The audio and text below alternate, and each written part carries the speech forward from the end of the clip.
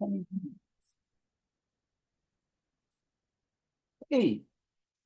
it's me.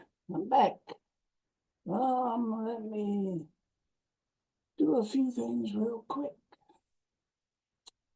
If I can find them. Let's see. Gonna get a few things to share. Oh. Let's see.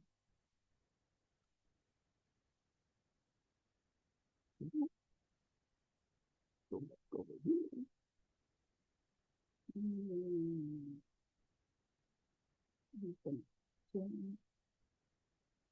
Paste it.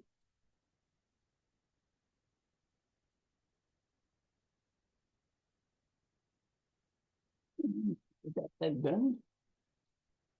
And let me see about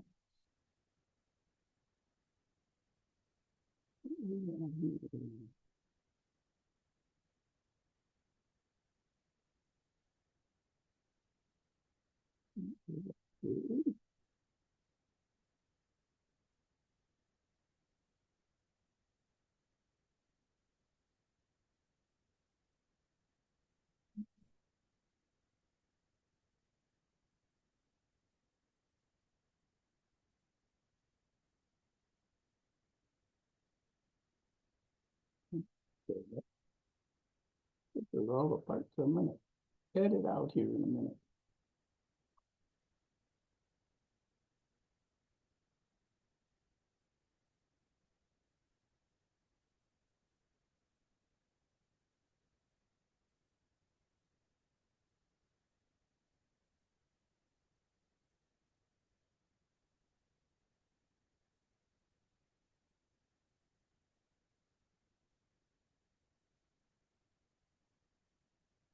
Hey, I think everything looks pretty good.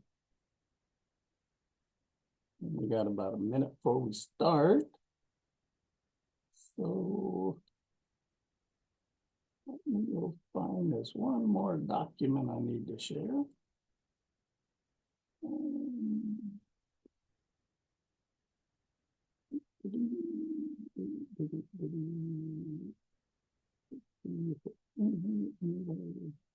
Yeah. Okay. We'll share my screen.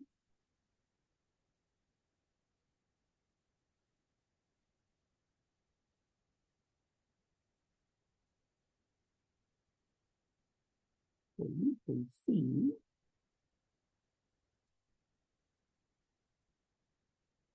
I'm going to share. What is this disclaimer?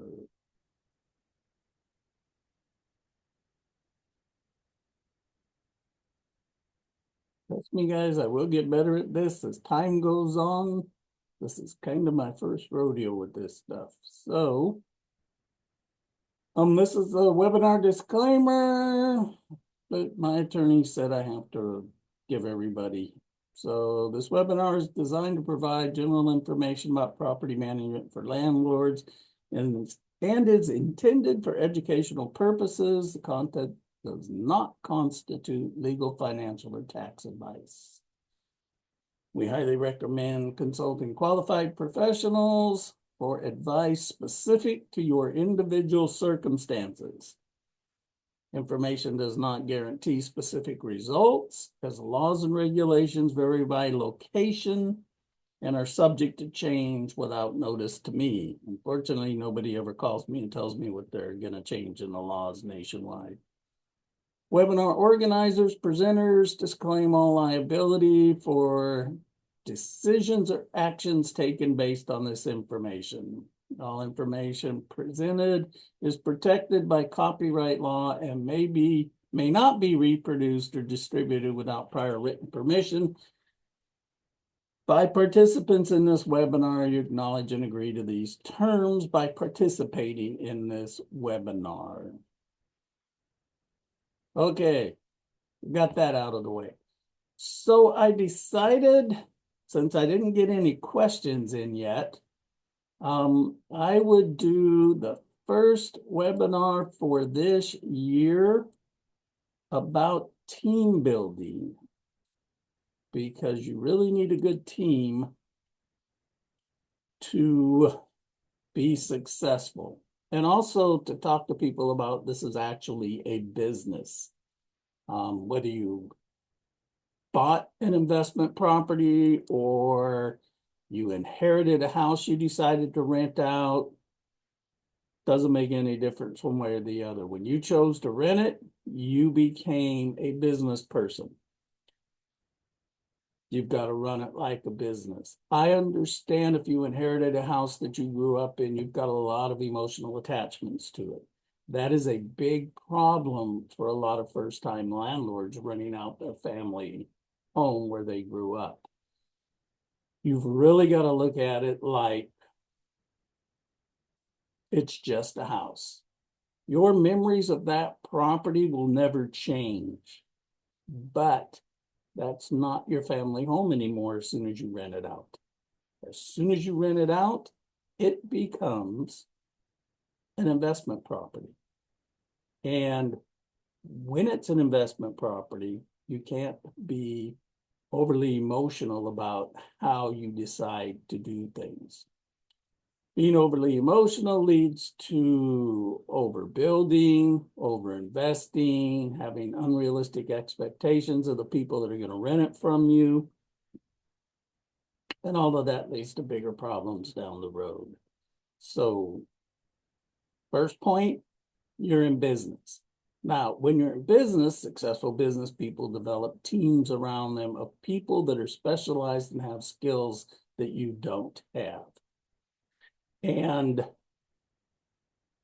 what that group of people is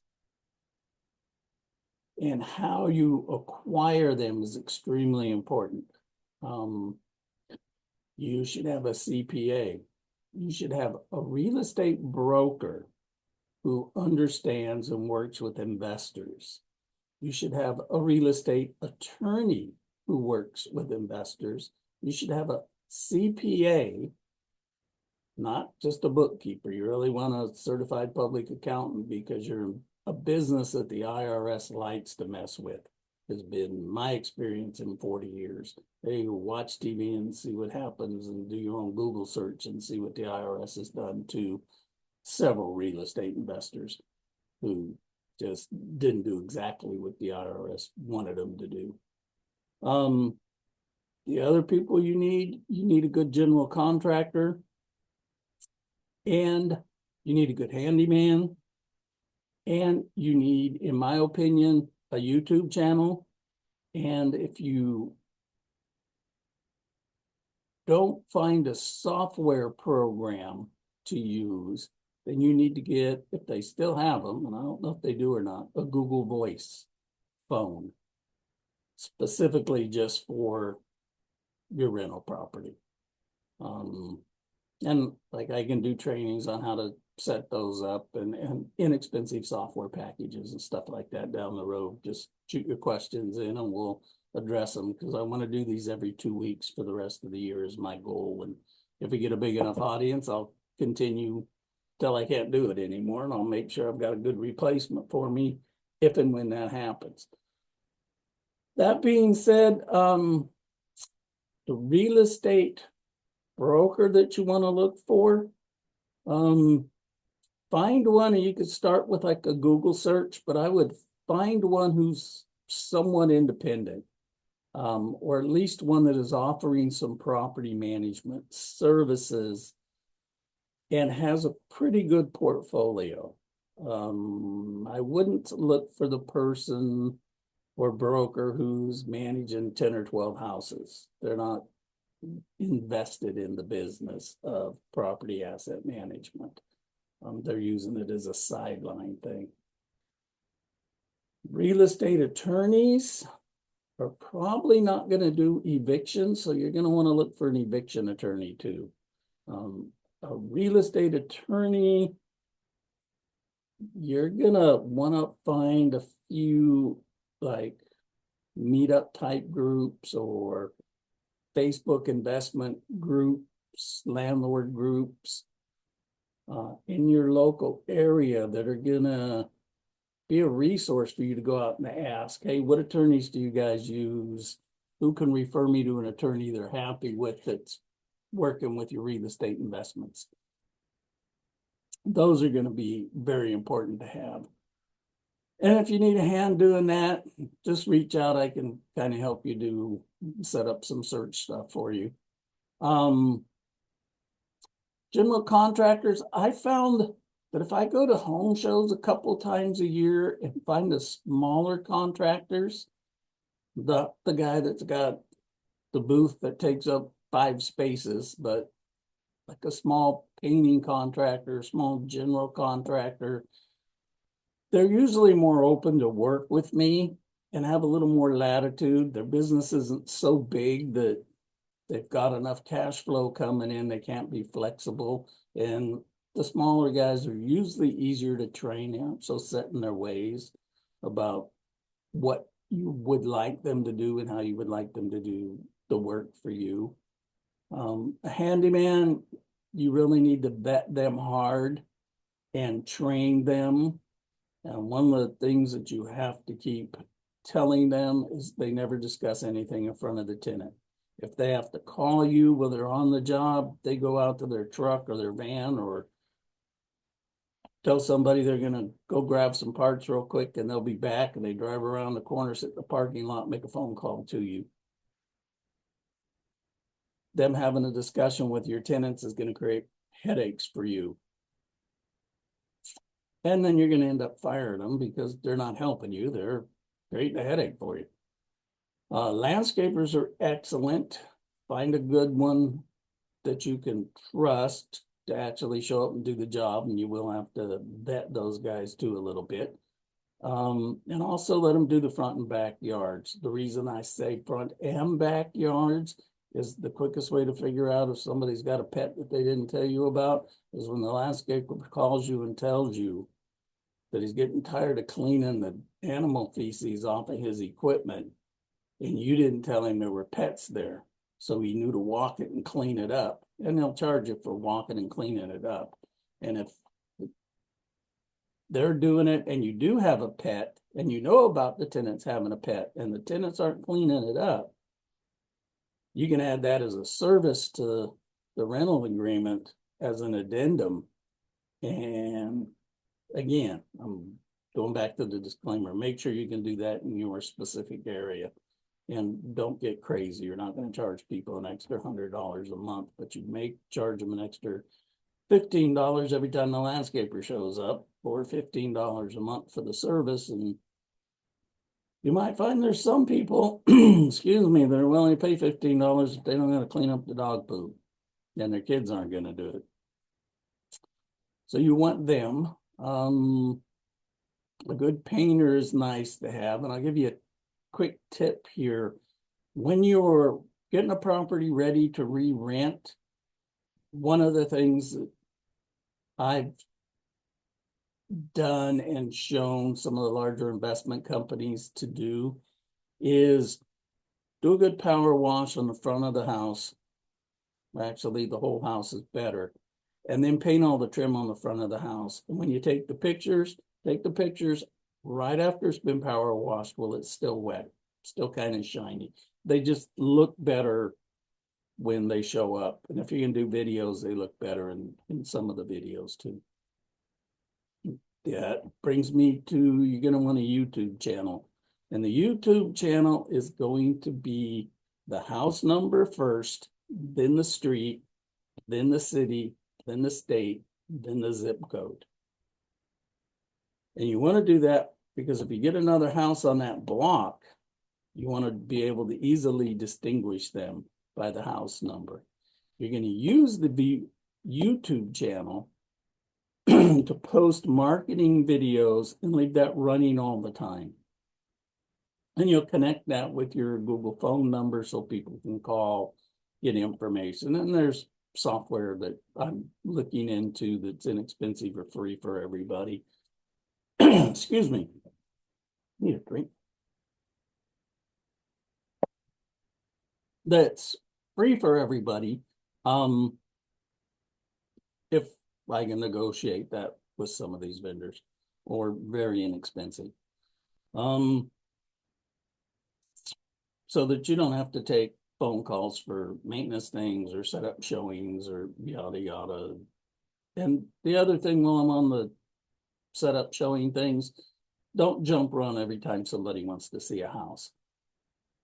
Nowadays, it may not even be the safest thing to do. I've instructed all kinds of real estate brokerages and property management companies not to send their employees out at the drop of a hat when somebody calls.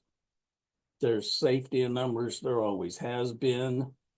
So what I suggest is you set up showing dates and times. I like personal preference and personal experience, having leased up tens of thousands of properties in short periods of time. I like doing them during lunchtime. I like doing them on the weekends. And I like doing them after work hours during the spring and the summer. I don't like doing them in the winter when it's dark. People can't see the outside of the house. People really can't see the inside of the house.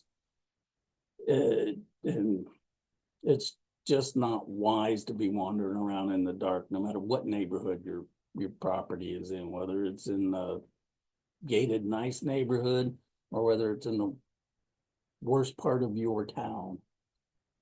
Doing them at dark, it just doesn't make sense. What else do I want to share today? Since it's the first one of this year,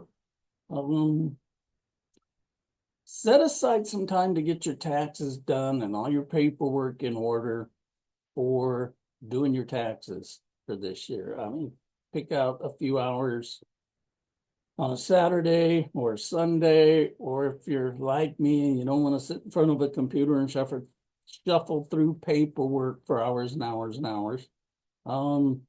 Dedicate 20 minutes to it while you're watching the news or halfway listening to a TV show that your kids like. Spend a few minutes, and by the end of the month, you'll have broken everything down and have a nice little package together, and you'll know what's missing. And then if you found your CPA person, have them send you a checklist of what they want and how they want it. And the more organized and clean the paperwork is and easy for them to get through, the less it's going to cost you typically. Because the more time they got to shuffle through your shoebox of this receipt goes to what and who and when did this happen, and they're going to charge you for that because that's what they do for a living. They charge for their time and their skills. Even if you have a software program that does a whole bunch of that for you, you still want a professional doing your taxes, and you want the CPA to be somebody who either works with a lot of real estate investors or actually is a real estate investor. And at some point in time, if you can, you'd like to at least get a Zoom call with your attorney and your CPA so they're both on the same page with you and they can confer, so the right hand knows what the left hand's doing, everybody knows what they're telling you, and you can get a lot of problems and issues kind of answered between the two of them if you structure it that way. So I think that's like a quick overview. When I post this video up in the group, and I posted a link in the chat to join the group, I'll have some paperwork, like cheat sheets and whatever you want to call them, from this video that you can download and keep. If you're in the free group, you can get those. If you're not in the free group, I don't know how to get them to you. I'm not going to individually mail them out to everybody. It's just too time consuming, to be honest about it. And I think this is probably going to be a fairly short video because nobody's got any questions that I've seen yet. So I don't know what else to tell you other than I could try to go into details about the type of contractor you want, but that varies from state to state. One way I have found contractors is to go look for houses that are being worked on and rehabbed and just stop and talk to them. Well, then, hey, I got a rental property over here, there, wherever, and looking for some guys that can fix it up when people move out. Oh, what do you guys do? What do you charge? How do you do it? Is the guy you're working for an investor? Can maybe I talk with him? Other investors are not necessarily your enemies. They may have a specific criteria of, I only do duplexes and fourplexes, and I don't care about single family homes. You may only have single family homes, or they may say, look, if it's duplexes and fourplexes, I don't have any interest. I just want these 4 to 8 unit apartment complexes. They got contractors who are working on those and turning units inside of those. They'll probably be good guys to do your house with. And if you run across the deal on a duplex, fourplex, or eightplex, you can give it to that guy. Maybe get a finder's fee, maybe not. Maybe just help a brother out or sister out. And if he runs across a deal on a house where somebody's reaching out to him, he may reach out to you and go, hey, man, my crew's kind of slow and these people want to sell this house. Can you buy it? Can we work something out to where you get this house and we get some work? Can we collaborate and put something together? Those are good. Also, the CPAs and the attorneys are good resources. One other person you need on your team that I left out is an insurance agent. You may want to use the one that you're using for your personal property if they handle that type of work. If they don't, see who they can refer you to.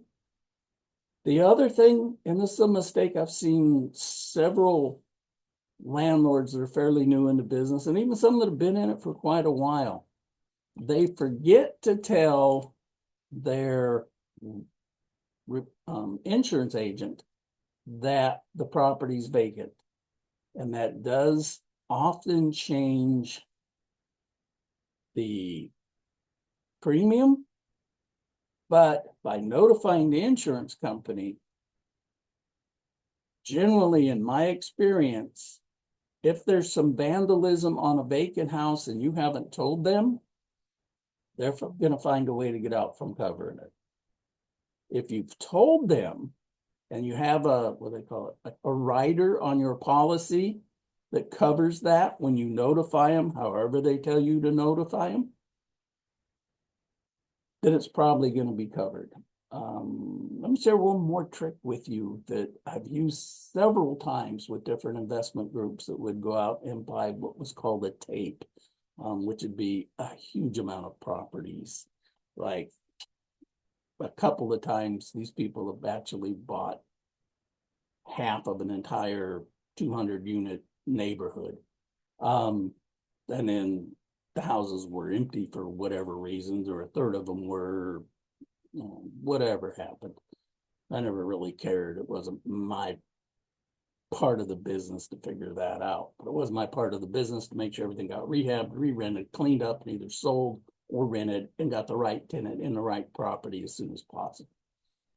One of the things we did to diminish the amount of vandalism is we get a clock radio, plug it in, sleeping bag, some boots, a couple of semi-grubby work shirts, a dog bowl for food, and a dog bowl for water. We put some water in the water bowl, leave the food bowl empty. Set up the sleeping bag and the boots, leave some clothes laying around the house, turn the clock radio on, leave a couple lights on inside the house, bathroom light, light above the kitchen stove, hallway light, front porch light, backyard light. It's just part of the holding cost of being in business, folks. But it would diminish the amount of people that wanted to break in because they thought somebody was already there and they didn't want to get in an argument, fight, or get hurt. And then you just pack that stuff up and throw it in a duffel bag somewhere, or big black plastic garbage bag, and move it to the next property, or leave it in the garage with a tag on it. So, vandalism deterrent, or, homeless deterrent, or whatever you want to, however you want to label it. I think that's it for now that I've got. Please email me through yourlandlordhub@gmail.com with questions that I can answer in the meetings coming up on the 18th of January, or join the group and you can post stuff up in the group. You'll get the handouts that go with the videos for the topics, and you can give me ideas on what you want to talk about. Because if you leave it up to me, I'm going to ramble on about all kinds of different things, and there's not going to be any fluidness to this. So have a wonderful new year. May God bless. Thank you for showing up. I appreciate it. And I'll see you when I see you.